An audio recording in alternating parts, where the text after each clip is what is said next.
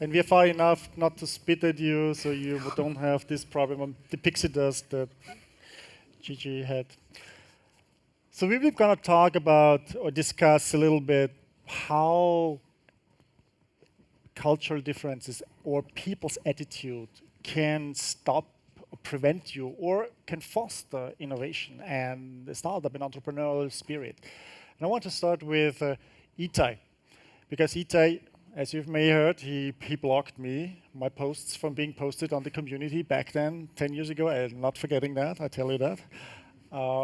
But as an Israeli, having worked in Israel, having come interacted with Germans, having interacted with an Austrian like me, and living now for several years, how many years you live in the... 9 years. 9 years now in the Silicon Valley. What do you see are the differences that you think prevent people from being innovative, or what foster innovation? It's a great question. I think that you need to separate innovation or thinking about you doing innovation from you being not organized. Because if you come with the same great idea every day, you're not innovating, you're basically not organized. And I think that what happens is in some cultures, you like to move very fast and you like to know that you can be mistaken. And especially as an Israeli, I know that I'd rather be told that I'm wrong early on and then ignore that totally than to be failing out there after I spent too much money. When I worked with colleagues in Germany, it was very hard for me in the beginning to follow a process, because process, especially in SAP, push you away from customers. Until you saw a customer, it was about 2 years until the product was released and the first time you saw something. So even if you thought you've been innovating, you didn't really know whether customers would like it or not. In the US, it's a bit different. One of the things that they're doing very well in the Silicon Valley is market things that are not well tested yet, or overpromise things that were not developed. And as a person with a background in engineering, it was very hard for me to, to react to this type of premature marketing. I think that innovation happens everywhere. It could have different forms and different speeds. And it's very impressive when a big company innovate and manage to move the big ship and do a difference and make a difference. So I don't just think it's a culture thing between countries, also different culture in terms of the company size. Gigi, we haven't mentioned that, although you live in California, you also actually come from the Philippines originally, and you've worked in your past team in a very diverse international team, and you mentioned diversity as a very important aspect. What's here? What's helping us here with innovation, and what's different from a country like the Philippines to California, and then working in a company that is diverse but still European in America? What is your take on that? So maybe I'll bring in a personal story to answer the question. So I actually got forced by my father to go to the US to study computer science. Okay, so he motivated me, he inspired me. I guess this is taped. So anyway, and this was in the late 80s. Gosh, I'm also revealing my age. So I'm pointing it out because when I started studying computer science in California, C was not officially taught yet. So I was learning Pascal and COBOL and assembly. Don't laugh. Okay, good. So the diversity angle that I'm bringing here is gender. So I didn't have a lot of female colleagues or friends in school at that time. And then I finished school. As a good daughter, I needed to prove to my father that I can pass, but I absolutely hated it. And I don't think that it even helped that when I got finally to the workplace, I really did not have the support. So for me, diversity at that point was just a struggle. It was a challenge because it didn't matter whether I had a great idea to present. I was the lone person in the room, female, with a female voice, female-looking person, and it really did not get heard. So it was very difficult, right? So now fast forward to a point in my life where I realized that being different is actually a strength. But you need to really use it, and you need to be very comfortable with the fact that you're different and that you know that you're bringing different ideas to the table and that people need to hear what you have to say. So with all of that work, I'm not going to say how many years, I finally got to SAP and got exposed to this group of 20 from, again, 14 different countries. So the one thing that I definitely realized during my journey is being innovative and being diverse, the basic thing is to not be afraid to fail. And I think Keith mentioned this. It's completely instilled, it's hardwired in my DNA to be afraid to fail. And when you're afraid to fail, you want to conform, because conforming is safe. It's a menu, right? It's a recipe. People know that if you do 1, 2, 3, 4, 5, that this is the outcome. But when you don't follow the recipe, you don't know what you're going to get, right? The souffle may fall flat. But after working in this team, and the team that we were doing developer engagement or experience, and again, it was very new to the company. And we had to fight tooth and nail to change the culture, and I don't work there anymore, but the team that I left is still working very hard to change the culture, again, to engage in very diverse perspectives on how to be and how to welcome creativity and innovation in the workplace. So that's... I'm coming later back to also the female diversity and innovation and what it means, because this is a hot topic in the Silicon Valley right now. But before we go on such a topic, I wanted to have Gerald's opinion, because Gerald spent 2 months, 8 weeks in total in the Silicon Valley just recently. What is it, March to April? Yeah, March to April. And I had the pleasure to meet him on a regular basis and discuss certain things with him. And I've been 13 years there from Vienna. And what I realized all the time is he saw things through a fresh look, because he's been there only for 8 weeks, and I've been there already 13 years there. I don't see certain things anymore. I'm blind for that. So he had this naive curiosity of him, and this naive, oh, did you see that? Or now coming back after the 8 weeks to Vienna, yeah, Austria. What were the most staggering differences that you saw after your 8 weeks trip there? It was a cultural clash. 2 days after, I was sitting in a coffee shop, and I was watching to the faces of the people passing by, and I saw a lot of frustration, and I didn't see the happiness and the feeling of, yes, I want to do something. I think that's the big difference. And if I would have the possibility, I would board a plane tomorrow to go back to the Silicon Valley. The point is that we in our country, in Austria, it's frustrating. We have a government which makes us frustrating. We have a Minister of Technology and Innovation, and she is an expert on tooth, but not on innovation. We have a Minister for Finance, and he doesn't want to spend 1 billion euro for Breitband. And that's the point. This country doesn't see where the future is going to, what we need to solve the future problems, and how they do not build the infrastructure for startups so we can build good companies. And that's the point. And on the other side, we have also the problems that the people are very jealous. In the States, it's like you live and I let you live. Here, it's completely different. I came back from the States, and I was asked, how was it in the States? And I said, it was great and a big experience. It's a lifetime experience. But wasn't it very expensive? That's the thing, the mindset of the people is completely strange in this country. And I think we have to do, and that's one of my goals with my series I have started, to try to change the mindset of some people.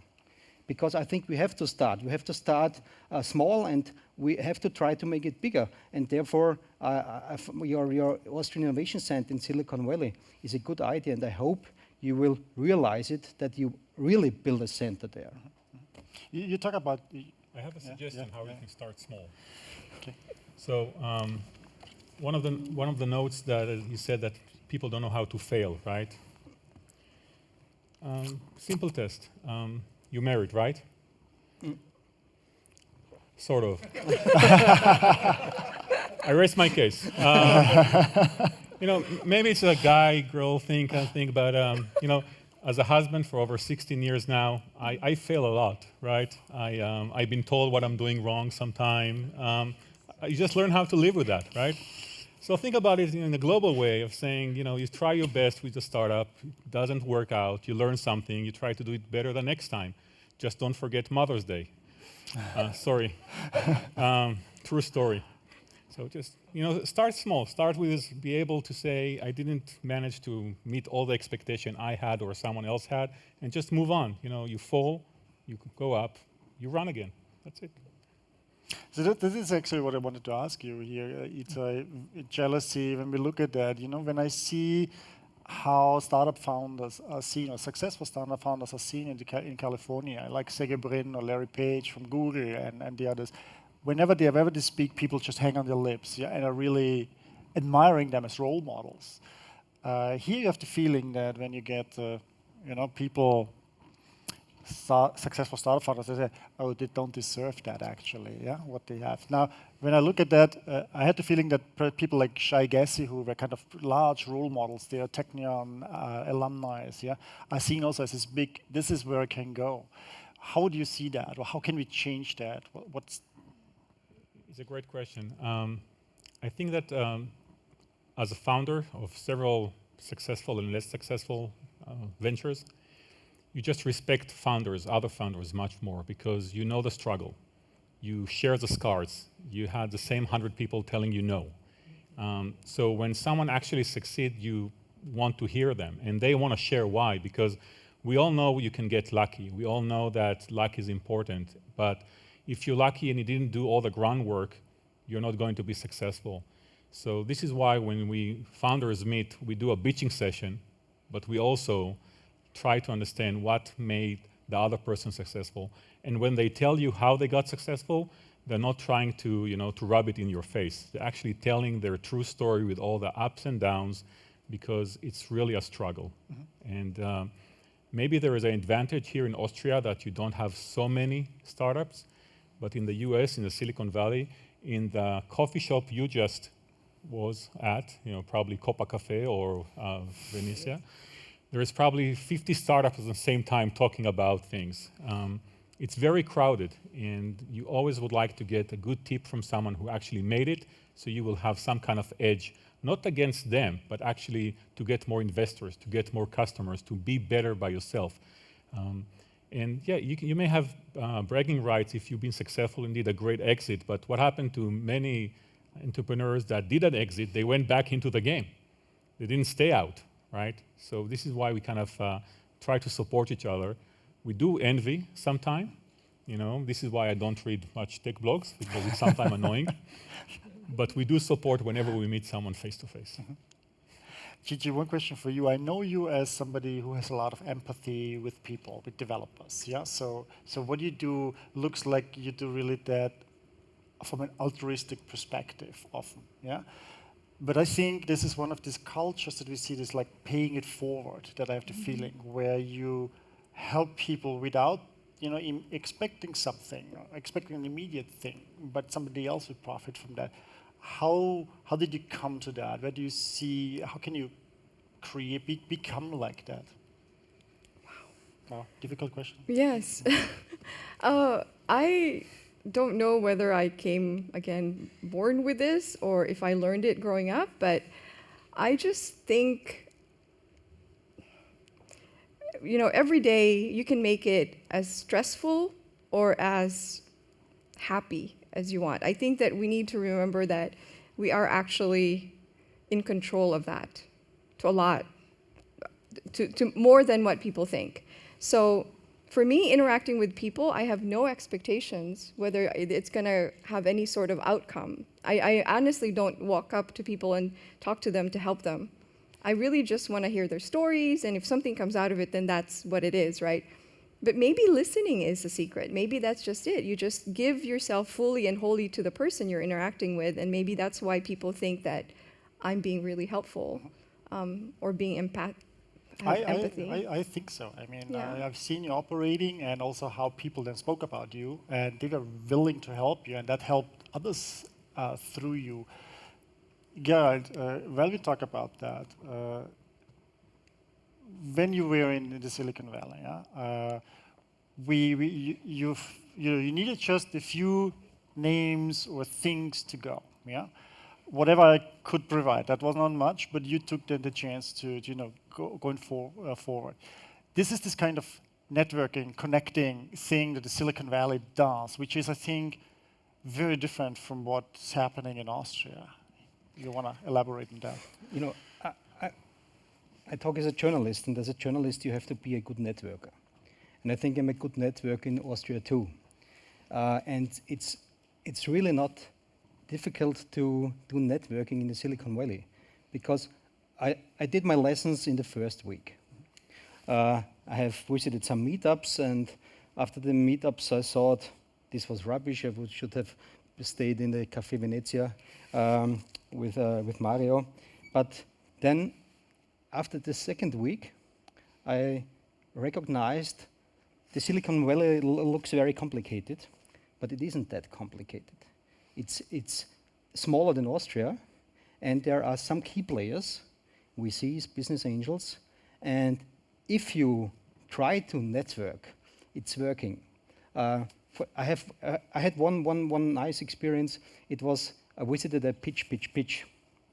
There were 20 small startups, and they had the chance to bring their ideas in 30 seconds. And there were 5 VCs, big VCs, very important ones. And after this event, I went to 3 of them, gave them my business card, and I said, do I have a chance to get an interview within the next days? And one, it was Bill Reischer from Garage.com. He said, no, I'm sorry, I'm very busy and so on. And I said, I have a house in Portola Valley. And then he said, okay, tomorrow morning, I bring my son into the school. I pass Portola Valley. We can meet in the Café Konditorei. It's called like Konditorei. He went in on the next day, Konditorei, and I asked him, how much time do I have? And he said, 10 minutes. I thought, okay, 10 minutes, I have to be very fast with my questions. But I had 45 minutes with him because it was, I had the right questions, for example, or I was an interesting interview partner. And I think that's the key. Everybody who has an idea and has a good idea gets the chance to be heard and gets the chance to be successful. Do you think actually that our love, the Austrians' love with academic titles and important, job titles, hinders us from innovating? I think yes. I'm going to have a keynote in 4 weeks, and they just sent me a mail with my title, and there was Magister Gerald Reischer, author, and they said, give away the Magister, I don't need it, I think that's the point, because if you are in the Silicon Valley, and I call them IT tourists, there are a lot of delegations from Austria coming to the Silicon Valley. They see Plug and Play, Nest GSV, they visit Cisco, another big company. Then they go for a dinner in the evening with 2, 3 Austrian startups which were successful in the Valley. And then they go back home and then say, they know, yes, I know how the Valley works. And that's not the case. It works completely different. And you have to inhale the spirit, so that you know how the Valley works. And I think that is important. I know I only have been there for 2 months. You have been for 7, 9 years and 13 years. I have been there many times before, of course. But I think in these 2 months, I recognized that we can learn a lot of the Silicon Valley. And we don't need titles. We don't need professors. You only need people who can talk. You can talk to with about ideas. And just to add to that, appearance, like you mentioned before, is also important. If you go into a Starbucks and you're looking for money for funding, find the guy that just looked like he or she were just rolling out of bed. You know, the worse they look, disorganized, the more money they have, right? If you see someone in the suit, he's probably from Austria trying to get funding.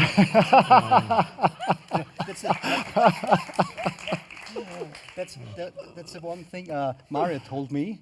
Never wear a white shirt in Silicon Valley because white means boring. Sorry that I'm boring today. And blue with khaki pants mean VC. Yeah. Now, there was a book a few years ago from a Stanford professor. It was called the No Asshole Rule. He basically described what an asshole is and how you deal with an asshole, and that you have to name an asshole because those people are not sensitive enough to understand that they're assholes. This is a great example that we are in Austria and not in the Silicon Valley right now. That's a perfect example. Please continue. The point that I wanted to make here is, whenever I speak, or probably also you speak in Europe, about an innovative concept, or you write an article, you will have immediately the first reactions, the knee-jerk reaction of people is, what are the risks and dangers of that? Or technology is not solving all problems. It brings actually a lot of problems to that. So this kind of immediate negative behavior or reaction towards something. What should we call those people, call them out, like saying, you're an asshole? I mean, in the form of you're a non-innovator, you're non-creative, wearing the hat of being just somebody who's concerned and making a lot of money with that because that's our culture. How can we change it? What are the reasons for that? How can we change that? Who wants to take it? We can block their comments like I did yours 10 years ago. Thank you. Or it was too easy. He keeps poking at that. I'll talk to him later about that. Well, it's really, I don't know what makes you guys tick, right? In my culture, universal culture of people who doing startup for a long time is we have a drive to succeed, and it doesn't have to be money. It's something that you want your idea, your thing to go out there and make an impact, do something good. If someone is kind of a naysayer, you can either ignore them altogether, or you can try to distill the feedback and see if I'm missing something, right? Can I do something better that this person will become a supporter versus someone that is going to block me somehow? And the way we do that, especially in the Bankaroo side of the family, whenever we have a criticism about the app, we follow up with the question. We say, how can we make it better? We say, we're sorry we didn't get it right the first time. How can we get it better? And this is how we make all these people becoming supporters. And it also requires a shift in the entrepreneur mind because, like Einstein rule of physics, if someone pushes you, you want to push back. In this case, you just need to say one step back, listen, understand why this person is pushing you, and then maybe use his or her energy to just take your product somewhere else. Yeah, and just to add to that, exactly, I think I've learned that when I'm interacting with somebody and they're just yelling at me, the way to diffuse that is to ask clarifying questions and really get to the crux of why they're acting like assholes. Yeah. You only can repeat and repeat and write stories and write stories. Today, we published a story about the new Google car, the self-driving car. And you don't do that in the car anymore, by the way. Yeah, well, wait. And one of the comments was on Twitter, but I never would like to go into a car and the car brings me from one place to the other and I cannot interact with the car. And I said, okay, and what do you do in the underground? On the plane? It's the same system, but only 2 seats are in the car. That's the point. You have to convince the people that innovation in future isn't something dangerous. I wanted to ask the last question. We are at the end of our panel discussion, and starting from a recent visit that Christoph Leitl, the president of the Austrian Federal Chamber of Commerce, has done, and in his talk there, he talked about differences that he has seen. But he got one question. The question was, what is it what Austria can bring to the Silicon Valley, or what the Silicon Valley can learn from Austria? And his response was, after 10 seconds of pondering time, nothing. So he couldn't think of anything. That kept us thinking, actually. Now we have here 2 foreigners here, people not from Austria, 1 person from Austria who has lived in the Silicon Valley.